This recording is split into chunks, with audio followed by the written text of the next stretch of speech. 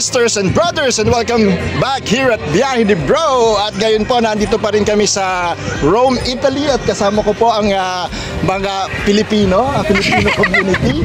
So sila po ngayon ay parang mga refugees. Parang mga basang sisiw. Parang mga basang sisiw. Ayan po, ano? Para po silang mga ano ang tawag doon?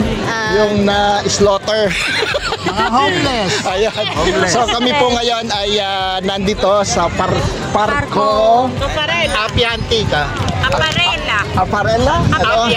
Appia Antica. At nag-i-enjoy. So ini-enjoy po namin ng Sunday afternoon. Ano? Nagpapakain po kami sa homeless. Ito po yung typical na summer ng Rome. Dito sa Rome. At ngayon nga po, dahil katatapos lamang po namin kumain, syempre natural sa ating mga Pilipino na pagkatapos kumain ay higa at naghihimas ng tiyan.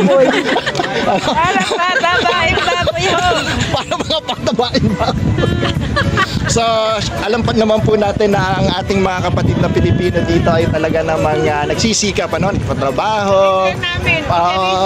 At pagod sila 6 days a week. Tama ba?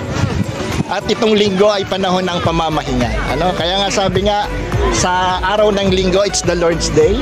At ang araw din ng linggo ay araw ng pamamahinga. Kaya eto po sila nagre-relax. At natutuwa naman kami at kami ni Father Paul ay nakasama sa kanilang pagre-relax sa araw na ito ng linggo.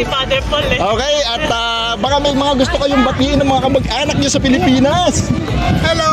Shout out! Shout out! Shout out, dali! Wala po akong messenger. Shout out sa mga taga-Pilipinas! Okay. Shout out sa mga kamag-anak ko sa Nueva Ecija! Oh, Nueva Ecija! At Pampanga! Shout out sa mga taga-Mindoro, Quezon Province! Bulacan, ayan. So, ganito po ang itsura ng lugar dito ngayon. Kanya-kanyang hilata po ang mga tao.